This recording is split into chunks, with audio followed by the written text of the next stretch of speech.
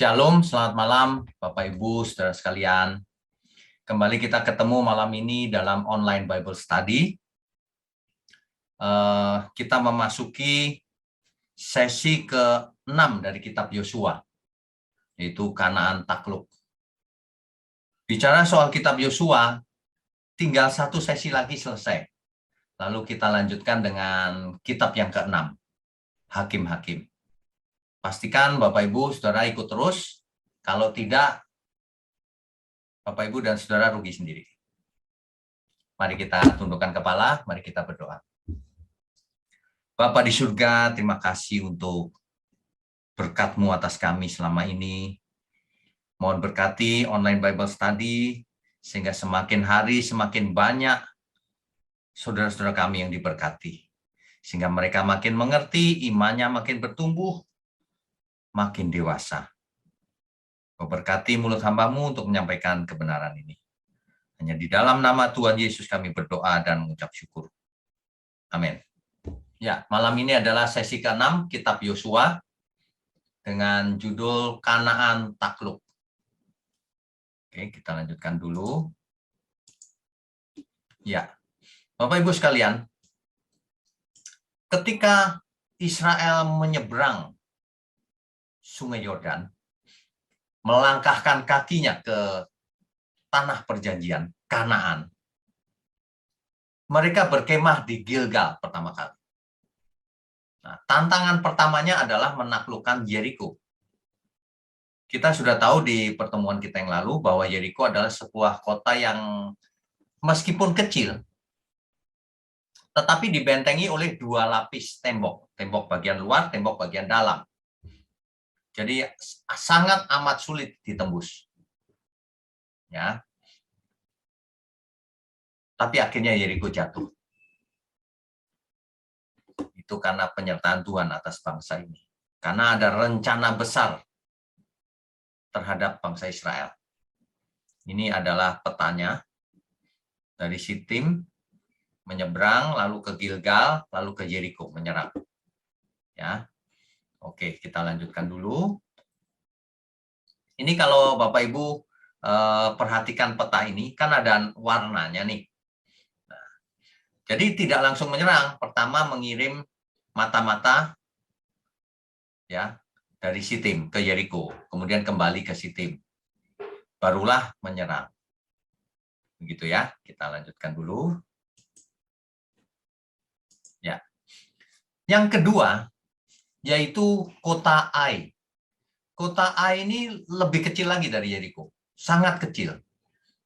Jumlah penduduknya juga sedikit. Tetapi penyerangan ini gagal rupanya. Mengapa? Karena ada satu orang dari suku Yehuda yang bernama Akan yang mengambil barang-barang Yeriko, disembunyikan di tendanya. Kita sudah bahas di sesi yang lalu. Karena dosa satu orang ini, maka kalah dalam peperangan yang melawan musuh yang tidak terlalu berat, yang enteng bahkan.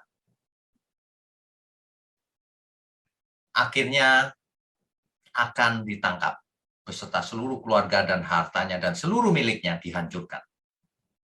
Barulah Israel menyerang kembali. Dan kali ini Ai, kota Ai yang sangat kecil itu dihancurkan.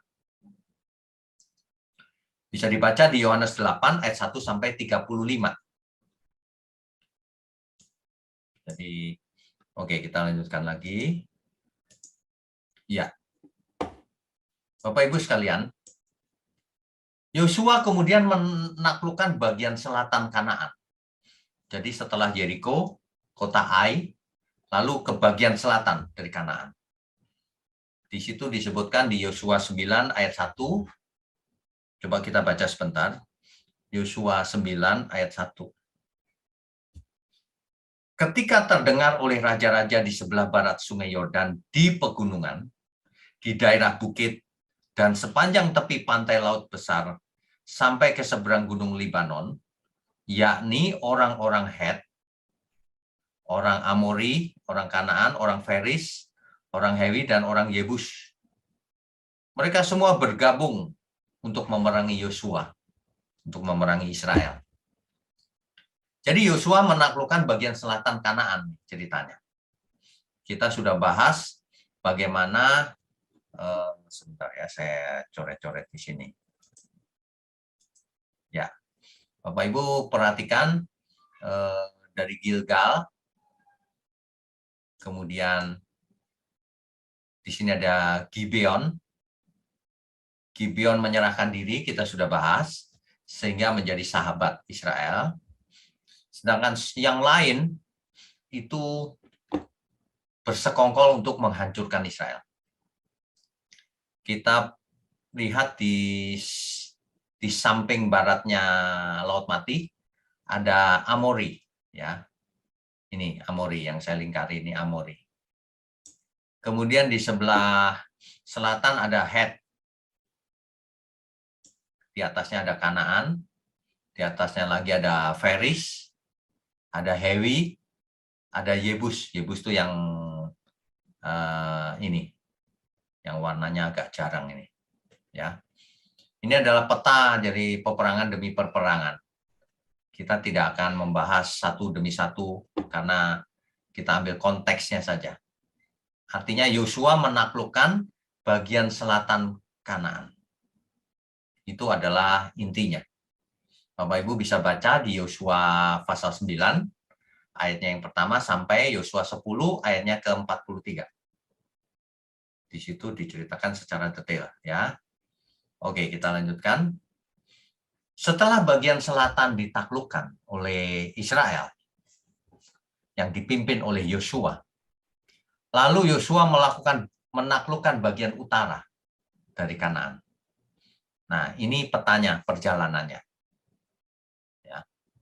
Kalau yang Bapak Ibu Saudara yang tertarik dengan perjalanan detailnya, bisa memperhatikan peta ini.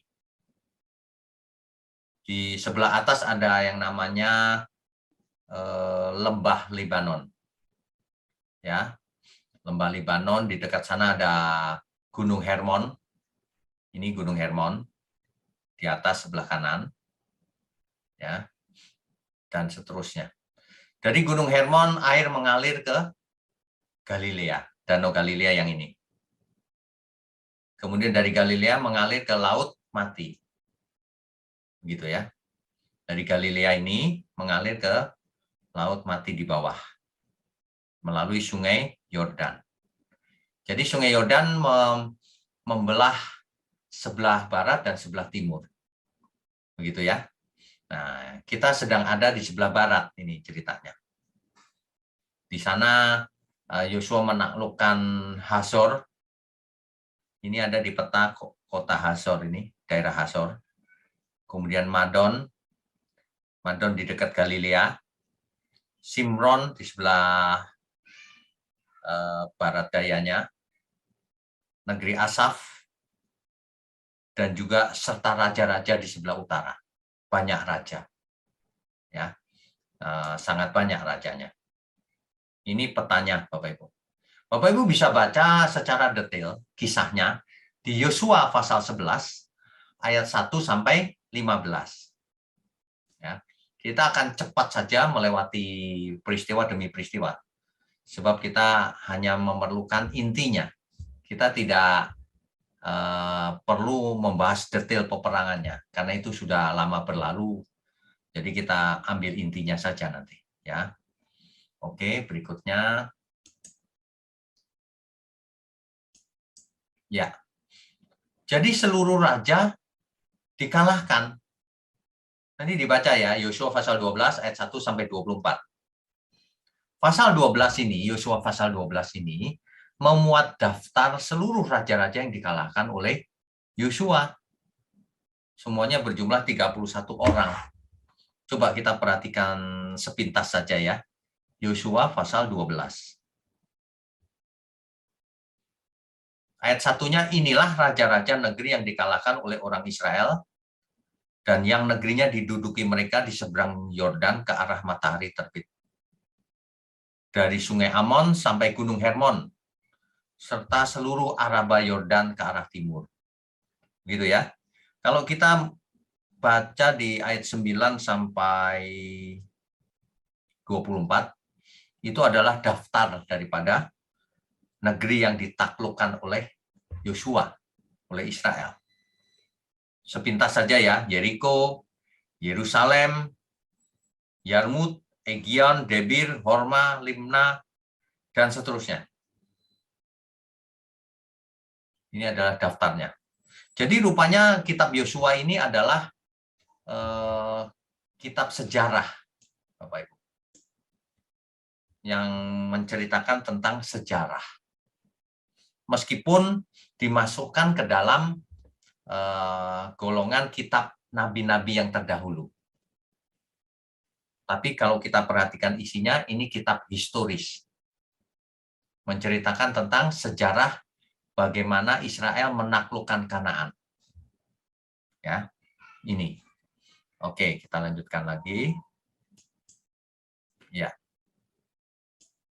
Jadi setelah ditaklukkan, Kanaan ini dibagi-bagi sesuai dengan jumlah suku Israel. Yaitu 12 ya, dibagi. Nah, pembagian ini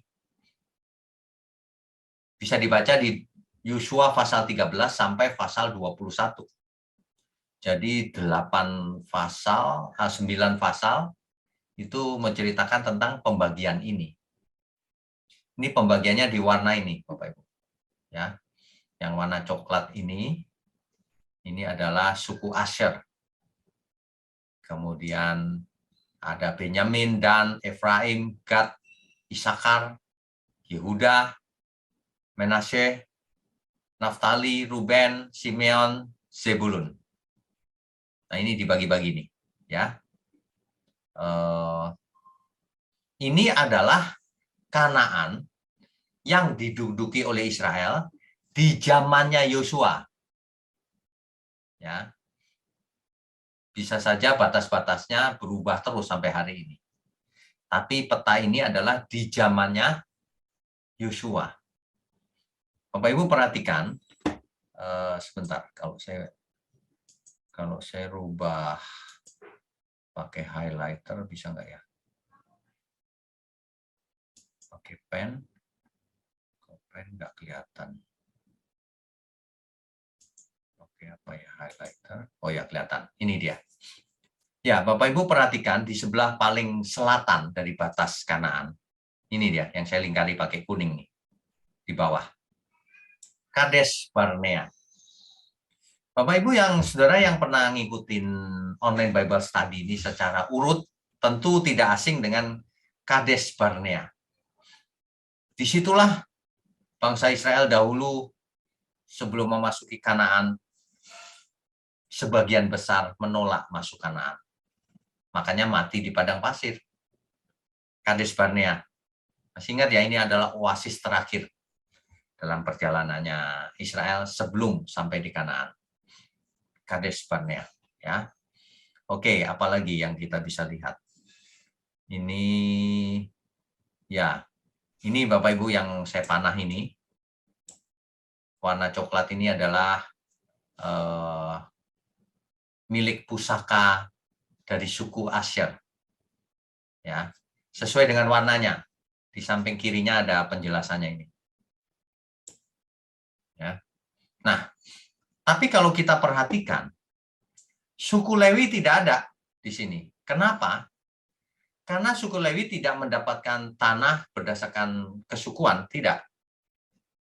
Tidak mendapatkan milik pusaka berdasarkan sukunya.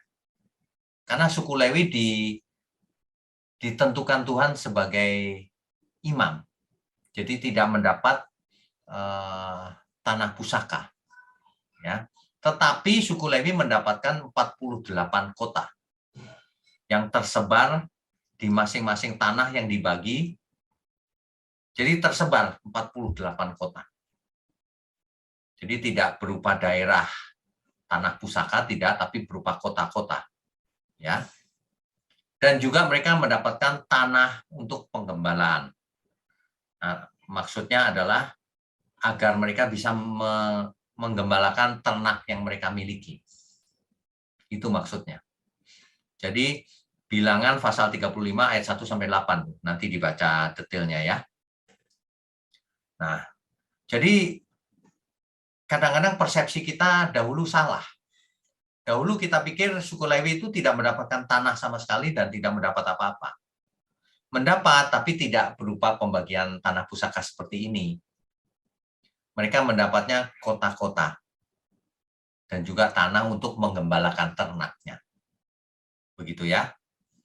Oke, kita lanjutkan dulu. Ya. Ini lebih jelas, Bapak Ibu. Jadi pembagian tanah Kanaan berdasarkan di zamannya Yosua. Di sebelah kiri ini adalah Laut Mediterania.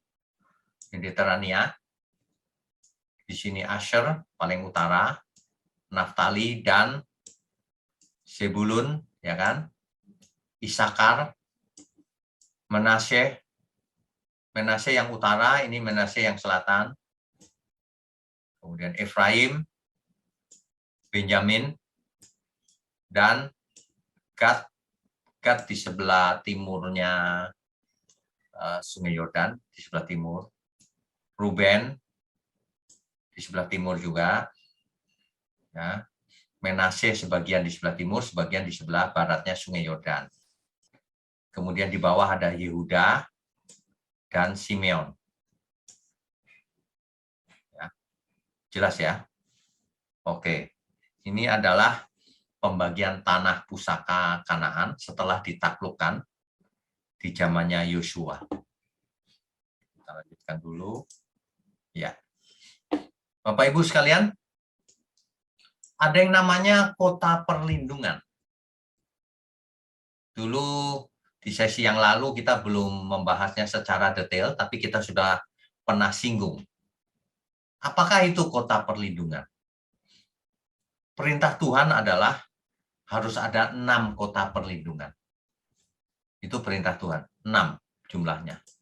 Kemudian ada 42 kota yang harus diberikan ke suku Lewi, serta tanah penggembalaan. Ya. Nah, kota perlindungan ini apa sih maksudnya? Kota perlindungan itu berfungsi agar seseorang yang tidak sengaja menyebabkan kematian orang lain bisa berlindung di kota ini. Perhatikan baik-baik Bapak Ibu. Allah kita, Tuhan kita itu sangat mengasihi dan sangat adil. Kalau seseorang menyebabkan orang lain mati, tapi tidak sengaja, artinya kejahatan tidak berasal dari hatinya. Nah, keluarga yang mengalami kematian yang ditinggalkan oleh saudaranya misalnya, tentu saja marah terhadap orang yang menyebabkan kematian ini atau yang membunuh tanpa sengaja, tetap marah, ingin balas dendam. Karena hukumnya ketika itu kan gigi ganti gigi, mata ganti mata. Artinya boleh membalas. Nah, makanya Tuhan menyediakan kota perlindungan. Kalau yang tidak sengaja begitu, orang itu harus lari ke kota perlindungan dan di sana tidak boleh dibunuh. Begitu. Sampai suatu hari imam besar mati. Ya. Jadi kota perlindungan ini fungsinya itu. Bisa dibaca di Bilangan 35 ayat 6, ayat 11, ayat 13, ayat 25, ayat 28. Kota perlindungan. Nah, 6 kota perlindungan ini, 3 kota harus kau tentukan di seberang Sungai Yordan, di sebelah barat maksudnya. Tapi 3 kota yang lain ditentukan di sebelah timur tadi ya maksudnya ya. Di tanah Kanaan yaitu di sebelah barat. Mana? Coba kita lihat di peta. City of Refuge. Itu yang tandanya plus. Ini, Bapak Ibu ini. Ya, nggak kelihatan ya. Nah ini. Kedes. Di sebelah utara, Kedes. Itu ada di sebelah barat ya. 1, mana lagi ya? Ini. Shechem. 2. 1 lagi Hebron. 3. Nah ini adanya di sebelah barat Sungai Yordan ini deh, di tanah Kanaan. Sedangkan yang 3 lagi ada di sebelah timur, ini Golan, Ramot Gilead, dan Bozrah. Itu ya, jelas ya Bapak Ibu. Ada 6 kota perlindungan, 42 kota yang lain, kecil-kecil nih banyak nih. Banyak kota yang hari ini sudah tidak diketahui di mana itu letaknya sebenarnya. Ya. Itu yang namanya kota perlindungan. Oke, kita lanjutkan lagi. Ya.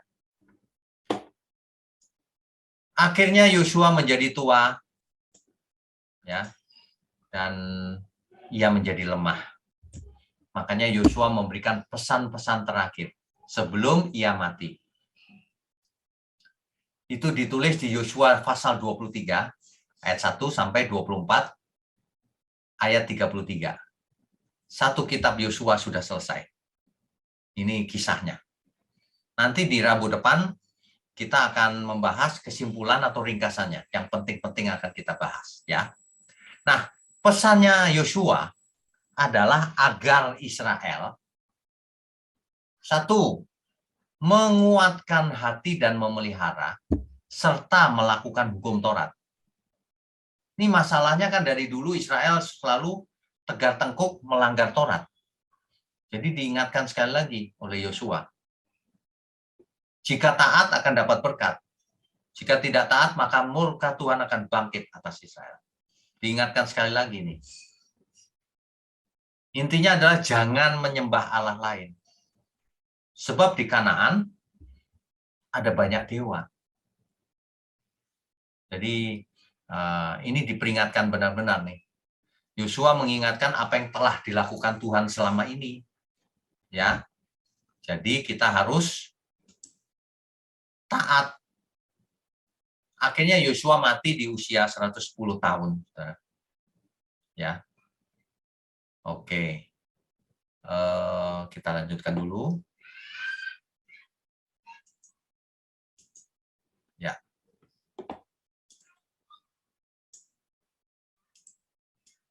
Oke, Bapak Ibu. Kalau kita baca Alkitab, ternyata Kanaan tidak semuanya direbut. Tidak semuanya direbut. Coba kita baca dahulu perintah Tuhan apa ya kepada bangsa ini. Bilangan 33 ayat 50 sampai 55. Coba kita baca dulu. Ini penting. Bilangan pasal 33 ayat 50 sampai 55. Saya bacakan ya. Tuhan berfirman kepada Musa. Sebentar, saya bacakan dulu ya. Tuhan berfirman kepada Musa di dataran Moab, di tepi sungai Yordan dekat Yeriko. Berbicaralah kepada orang Israel dan katakanlah kepada mereka, apabila kamu menyeberang sungai Yordan ke tanah Kanaan, maka haruslah kamu menghalau semua penduduk negeri itu dari depanmu dan membinasakan segala batu berukir kepunyaan mereka. Juga haruslah kamu membinasakan segala patung tuangan mereka dan memusnahkan segala bukit pengorbanan mereka. Jadi perintahnya apa, saudara? Mengusir semua penduduk dan menghancurkan semua berhala. Ayat 53-nya. Haruslah kamu menduduki negeri itu dan diam di sana, sebab kepadamulah kuberikan negeri itu untuk diduduki. Maka haruslah kamu membagi negeri itu menjadi sebagai milik pusaka dengan membuang undi menurut kaummu. Kepada yang besar jumlahnya haruslah kamu memberikan milik pusaka yang besar. Dan kepada yang kecil jumlahnya haruslah kamu memberikan milik pusaka yang kecil. Adil ya Bapak Ibu pembagian tanah pusakanya. Yang ditunjuk oleh undi masing-masing. Itulah bagian undiannya menurut suku nenek moyangmu haruslah kamu membagi milik pusaka itu. Ayat yang terakhir, tetapi jika kamu tidak menghalau penduduk negeri itu dari depanmu, maka orang-orang yang kamu tinggalkan hidup dari mereka akan menjadi seperti selumbar di matamu. Dan seperti duri yang menusuk lambungmu dan mereka akan menyesatkan kamu di negeri yang kamu diami itu. Bapak Ibu, saudara sekalian, perintah Tuhan jelas. Musnahkan Kanaan. Usir seluruh penduduknya. Hancurkan seluruh berhalanya. Sebab kalau kamu tidak lakukan itu, nanti suatu hari kamu akan terjatuh karena itu. Nah, Ini sebenarnya perintah yang sangat jelas. Tetapi rupanya Israel tidak melakukan itu 100%. Ya. Tahu dari mana? Dicatat di kitab Yosua. Coba kita baca Yosua 13 ayat 2 sampai 5. Inilah negeri yang tertinggal. Yang tertinggal nggak ditaklukkan, nggak diusir penduduknya. Segenap wilayah orang Filistin dan seluruh negeri orang Gesur. Filistin nih. Nanti di Hakim-Hakim kita akan melihat itu. Peristiwa itu dengan orang Filistin.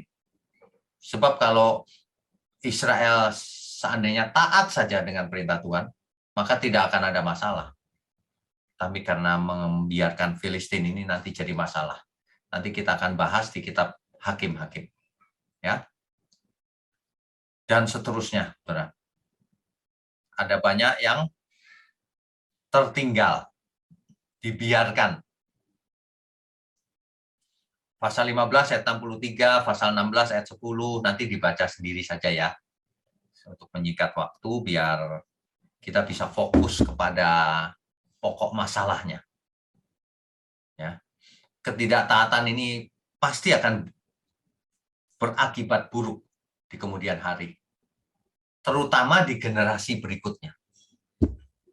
Sebab generasi berikutnya tidak ikut menyeberang Laut Teberau, tidak ikut memerangi Kanaan. Jadi generasi baru. Bahaya. Inilah yang kita bahas nanti di kitab Hakim-Hakim. Rabu depan adalah kesimpulan dan ringkasan daripada kitab Yosua. Rabu depannya lagi barulah kita masuk ke kitab Hakim-Hakim. Ya, kita lanjutkan dulu ya. Ya. Bapak Ibu sekalian, Kanaan itu sebenarnya siapa sih? Dalam bahasa Ibrani, Kenaan. Ya. Kanaan kalau di Alkitab disebut sebagai negeri yang berlimpah-limpah susu dan madunya. Banyak sekali ayatnya. Bapak Ibu bisa baca sendiri. Keluaran 3 ayat 8, ayat 17, dan seterusnya. Kanaan disebut tanah perjanjian karena Allah berjanji untuk memberikan tanah itu kepada Abraham dan keturunannya. Itu dicatat di Kejadian 17 ayat 7 sampai 8. Ya. Nah, keturunan Abraham yaitu suku-suku Israel menjadikan tanah ini sebagai tanah air mereka akhirnya setelah ditaklukkan menjadi tanah air. Setelah keluar dari perbudakan dari Mesir, kita ingat ya si sesi yang lalu, keluar perbudakan di Mesir, mengembara di padang gurun 40 tahun, akhirnya menaklukkan Kanaan, menjadi tanah perjanjian, menjadi milik, yaitu tanah air mereka. Sesuai dengan janji Tuhan. Kanaan kemudian ditaklukkan oleh Israel, bukan? Itu tahunnya sekitar 1200 sebelum Masehi. Kira-kira 3200 tahun yang lalu. Ya. Dan menjadi tanah Israel. Belakangan, pada waktu orang Yunani suatu hari menguasai tanah itu, orang Yunani menamakan tanah itu Palestina. Jadi Bapak Ibu kalau mendengar hari ini orang menyebut Palestina, itu yang memberikan nama itu adalah penguasa Yunani di zaman itu. Ya, jelas ya? Oke, kita lanjutkan lagi.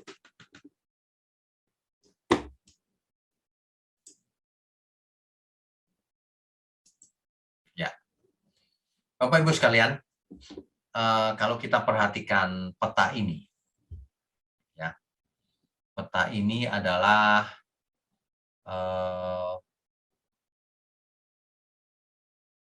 Abraham kan dahulu dari Betel ke Ai. Ini Betel sama Ai ini. Ya. Kemungkinan besar atau apa namanya ya? Perkiraan tanah yang dilihat oleh Abraham ya. Yang dari Betel Ai lalu ke Mamre, ini ya. Ini petanya nih. Kemungkinan besar yang dilihat oleh Abraham yang dijanjikan oleh Allah itu adalah yang warnanya di dekat situ ya, Oke, tapi yang penting begini. Perkiraan adalah yang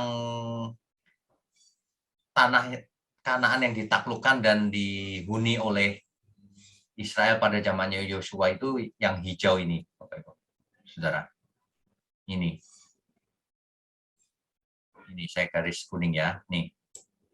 Nah, itu Kanaan di zamannya Yosua itu. Nah, sedangkan kemungkinan yang dilihat oleh Musa dan Yosua itu lebih besar lagi sampai sini, jauh ke atas. Dan juga sebagian yang sini. Nah, jadi berbeda, saudara. Ya, coba kita lihat. Bahkan hari ini batas-batasnya juga terus berubah-ubah karena konflik kan. Itu daerah konflik yang tidak pernah selesai sampai hari ini, bahkan sampai selamanya mungkin. Tidak bisa damai dari dulu. Oke, kita lanjutkan dulu. Ya. Bicara soal nama Yosua.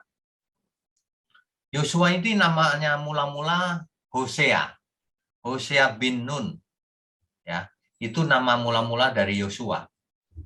Itu dicatat di Bilangan pasal 13 ayatnya yang ke-8. Lalu diubah menjadi Yosua oleh Musa. Dicatat di ayat 16-nya. Nama Yosua dalam teks Ibrani adalah, di teks Ibrani saya cek namanya adalah Yehosua. Ya, Yehosua.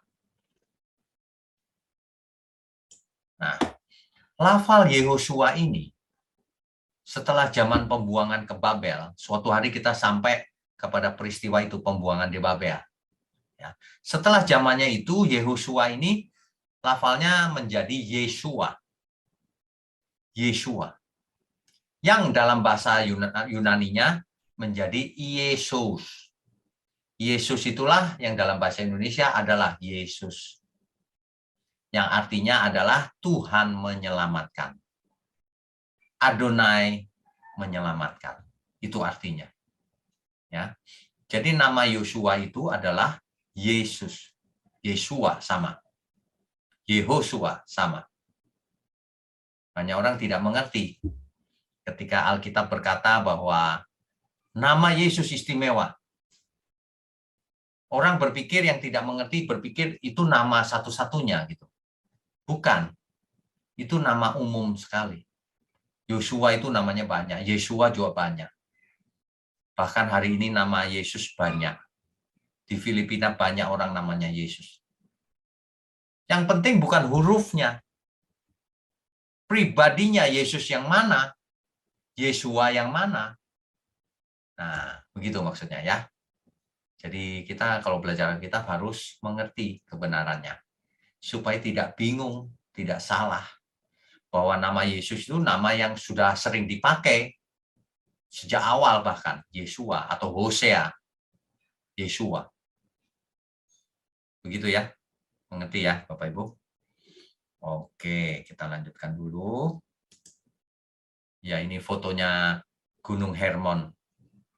Bapak Ibu kalau ke Israel, diajak ke Gunung Hermon. Kalau tidak lagi badai salju. Terakhir saya ke Israel tahun 2020 Januari.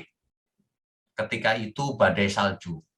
Sehingga kita tidak bisa ke sana karena ditutup perjalanannya. Ya.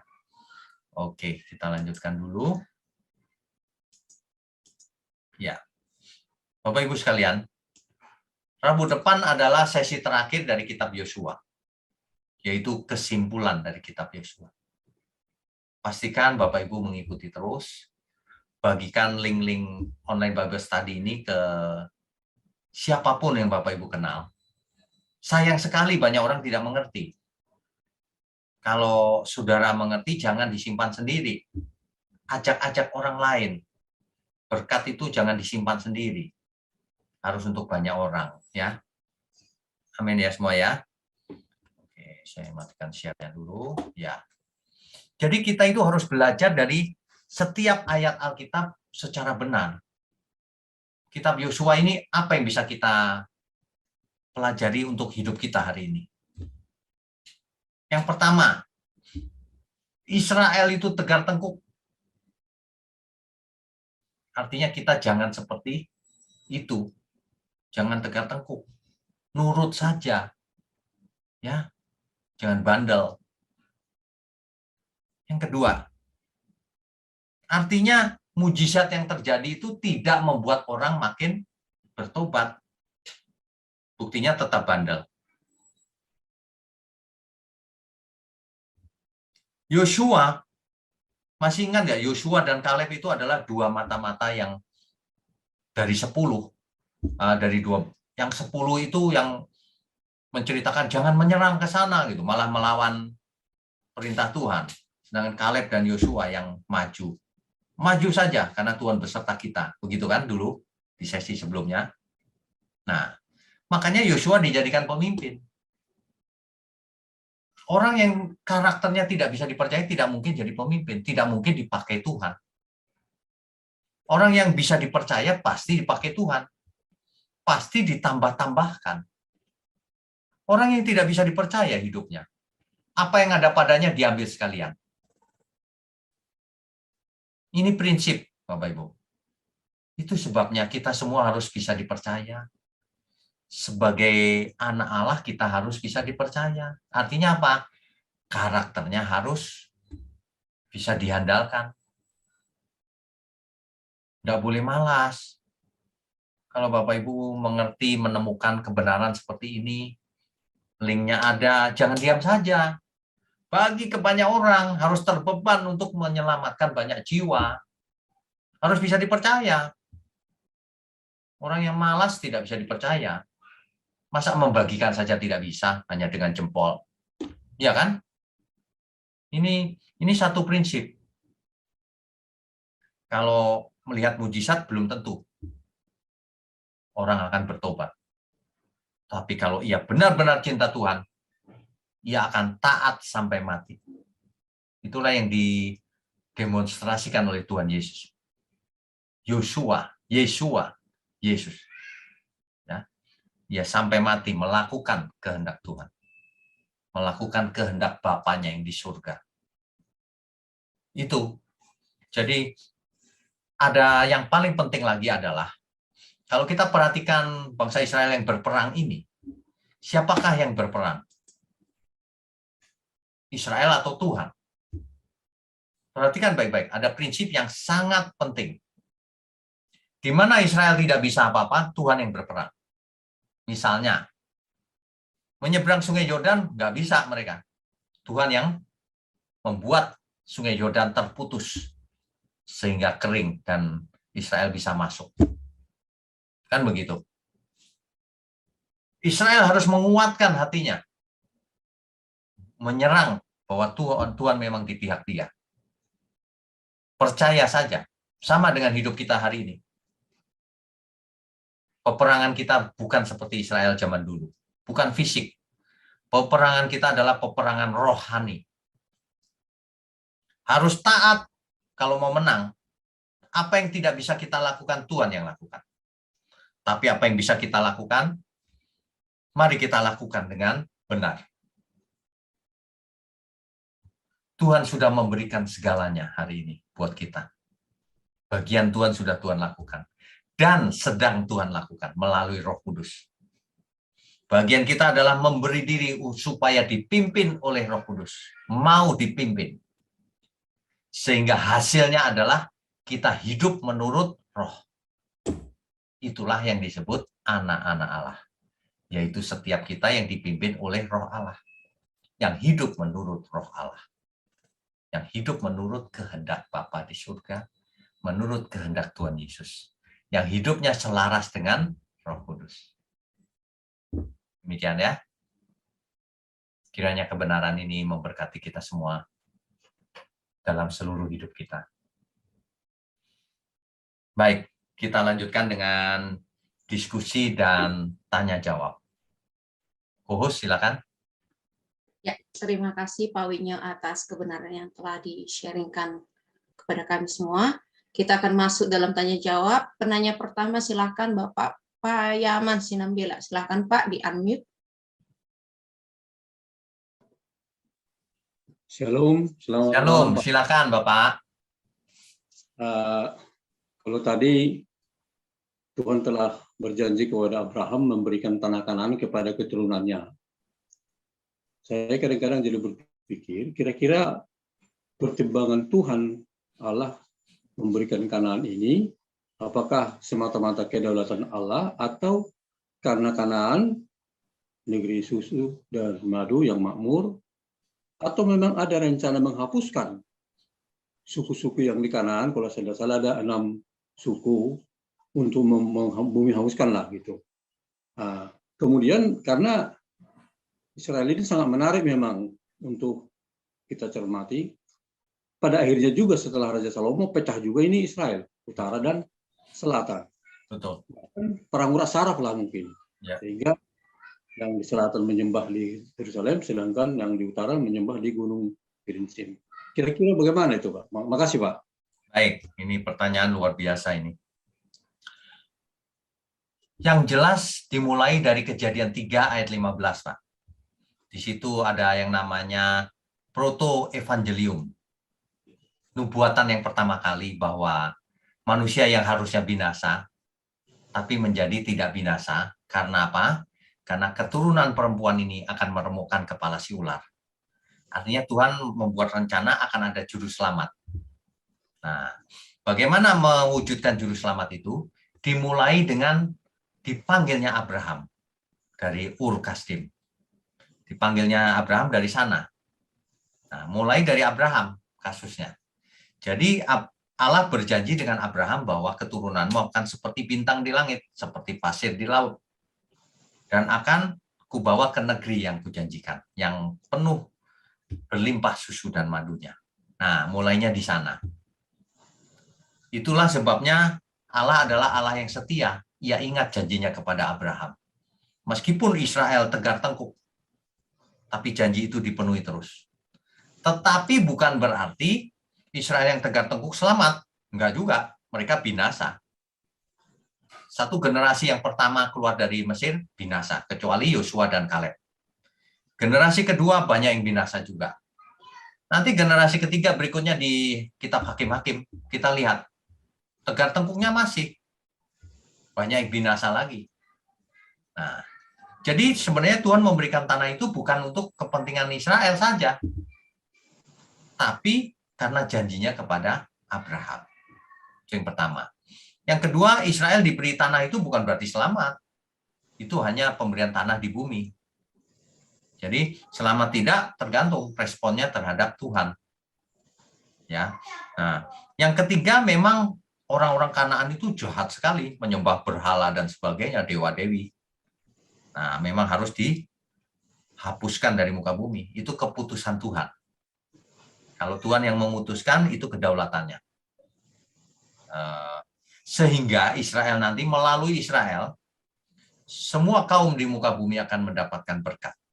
Yaitu berkat keselamatan melalui Tuhan Yesus Kristus. Itulah sebabnya Tuhan Yesus berkata, sebab keselamatan datang dari bangsa Yahudi. Begitu. Begitu Pak Panyaman. Ya, makasih Pak. Tapi satu lagi Pak ya. Ya, silakan. Allah berfirman kepada Adam dan Hawa, pada saat engkau makan buah pohon pengetahuan jahat dan baik, engkau akan mati. Ya. Mati di sini yang dimasukkan apakah mati fisik secara dunia baik. atau mati kekekalan? Makasih Pak. Baik. Ini mati di sini dua-duanya Pak.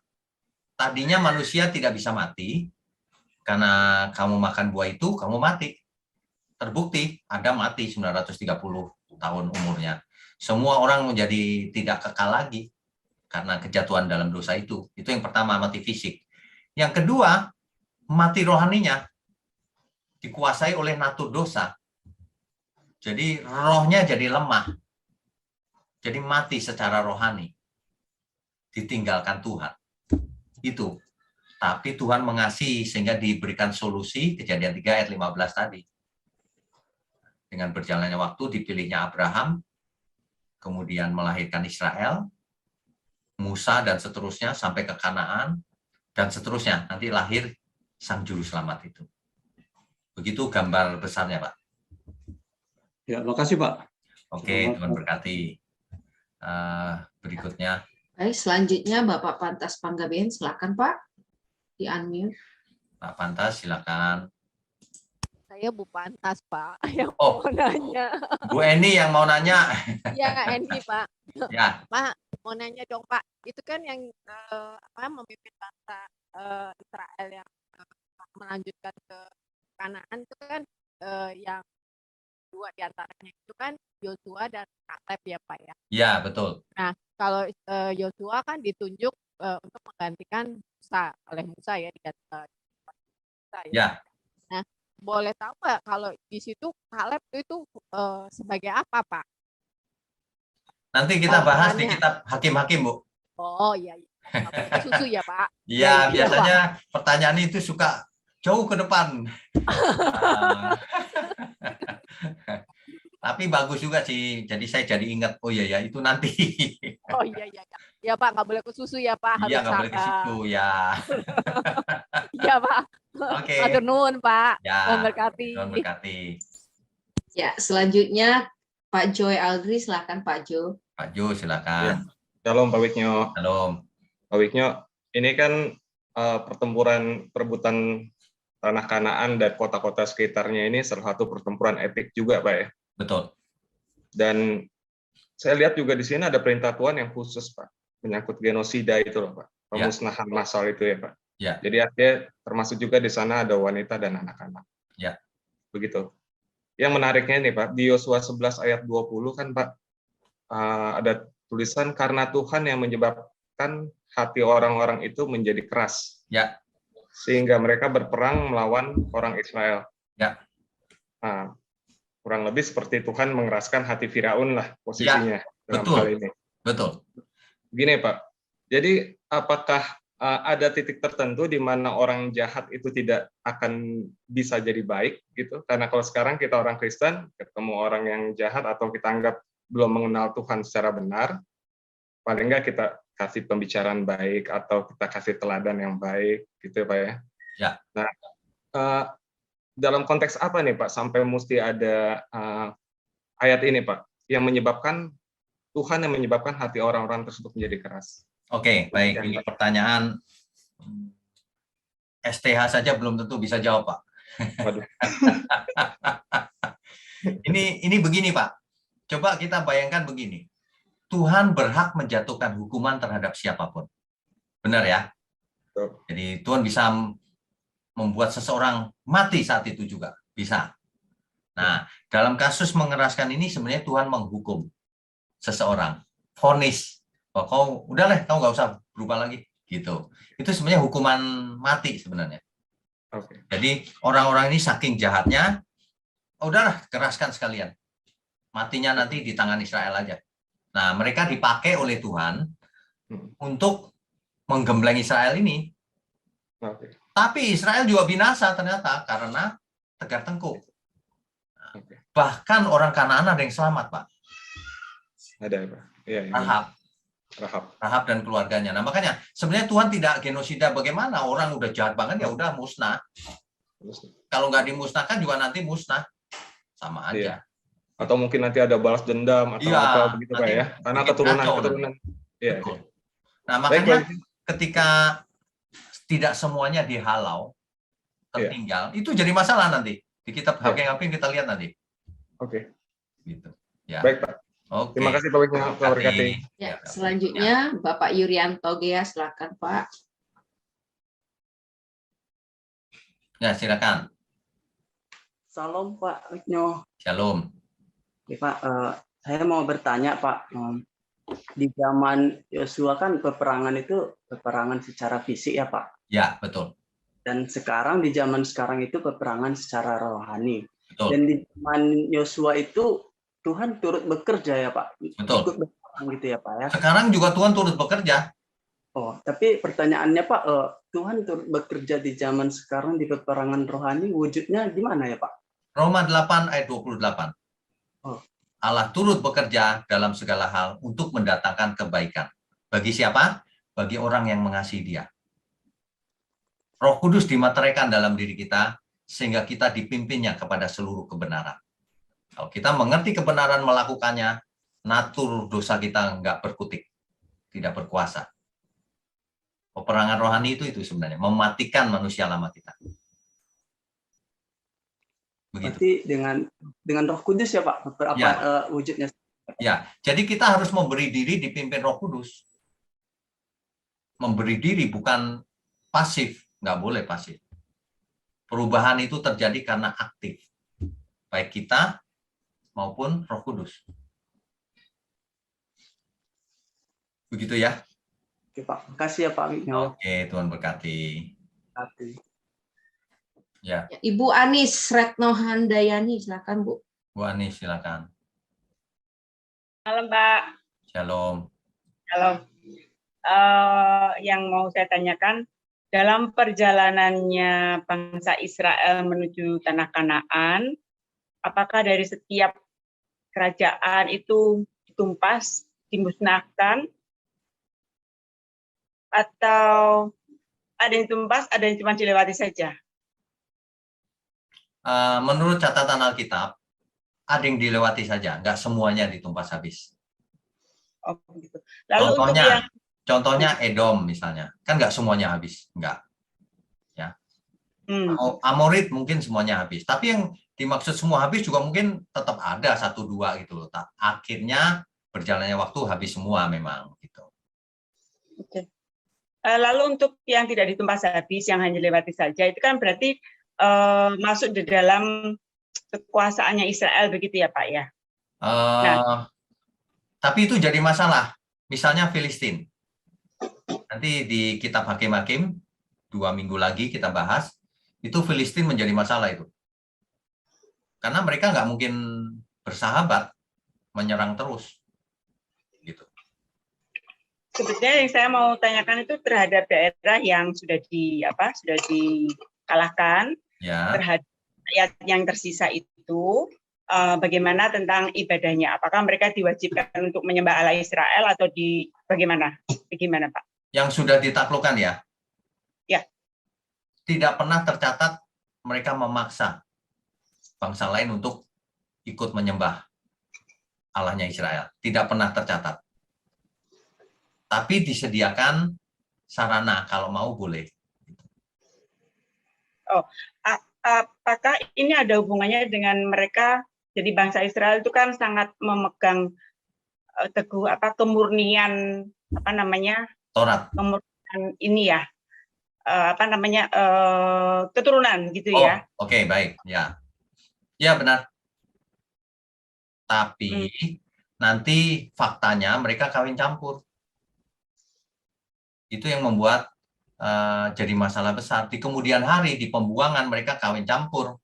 Makanya ada yang namanya Samaria, Asyur, dan sebagainya itu kawin campur di sana. Makanya suatu hari peribadatan kan dibagi 2. Satu di Yerusalem, satu di Gunung Gerizim. Karena kawin campur itu, yang Gunung Gerizim itu. Gitu. Ada yang mau ditanyakan? Sudah. Oke, cukup ya. Oke, Tuhan berkati. Ya. Baik, selanjutnya Pak Kris, tananya silakan. Shalom Pak. Shalom. Pak, saya mau nanyakan ini, Alkitab ini kan caranya selalu kadang-kadang banyak tipologi gitu ya Pak, dari zaman mulai Adam pun ada tipologi seperti kayak keturunan perempuan ini sama keturunan ular apa kayak gitu. Apakah Yosua ini kan namanya ternyata juga dirubah juga. Betul. Kan namanya juga sama kayak Tuhan kita Yeshua itu kan Pak. Betul. Apakah Tuhan ambil itu karena kan kalau disingkat di bahasa Inggris kan Yehoshua sama Yeshua ini kan namanya artinya salvation, keselamatan. Cuman kalau keselamatan bangsa Israel masuk ke tanah perjanjian, kalau kita kan nanti tanah perjanjiannya di LP3 itu. Saya apakah seperti itu, Pak? Kalau mau ditipologikan bisa saja sih. Yosua membawa bangsa Israel ke Kanaan, menaklukkan Kanaan. Jadi memberikan Kanaan kepada yang dipimpinnya bangsa Israel. Kalau Yesus membawa kita kepada Kanaan surgawi. Kan gitu. Kalau mau tipologi ya. Ya, yang satu itu, yang kedua ini Pak, selain Filistin kayaknya ada Amalek ya Pak yang belum dibasmi ya. Amalek sudah dibasmi habis kan Pak? Tapi kan nanti di zaman Saul ada lagi dia Pak. Oh ya, yang daerahnya lain. Yang habis Ya kan, itu yang di Sinai ya, yang di dekat iya, Sinai. kan Amalek ini kan nanti jadi masalah lagi yang Saul akhirnya nggak nurutin Samuel itu loh Pak. Betul. Nanti kita bahas itu. Iya, akhirnya keburu-buru ke depan lagi nih. Iya, keburu ke depan semua nih. Apa langsung kita wahyu aja ya kita ya? Iya. Oke. Langit baru, bumi baru, udah selesai. Iya Pak. Nggak cuma maksud saya menarik gitu loh Pak, ada tipologi Iya dari sih. zaman dulu, terus ada apa, terus ternyata yang karena saya suka sejarah ya Pak ya, karena suku bangsa Amalek ini yang prakteknya agak paling parah gitu Pak. Ya, betul. Makanya kan dan ini yang orang Israel ikutin kan itu Pak, pengorbanan anak-anak kecil itu Pak. Ya, Molok. Praktek itu. Makanya ya Molok itu. Makanya sama Tuhan kan kalau menurut saya kalau boleh berkomentar tuh, makanya kalau nggak dibasmi ini akhirnya kan masuk juga kan kayak racun gitu loh ke bangsa Israel. Akhirnya jadi masalah. Iya betul. Iya, memang begitu sih. Tapi Israel bandel banget tuh. Tapi bandelnya itu karena generasinya pindah, generasi berikutnya, jadi nggak menghayati yang dulu gitu loh. Generasinya seakan-akan Tuhan biarkan ya Pak, tapi Tuhan peringatkan, bukan biarkan, peringatkan terus. Nah, keselamatan secara individu tapi. Perhatikan tuh, Israel dipilih, tapi secara individu keselamatannya. Memberontak, habis. Enggak ya selamat.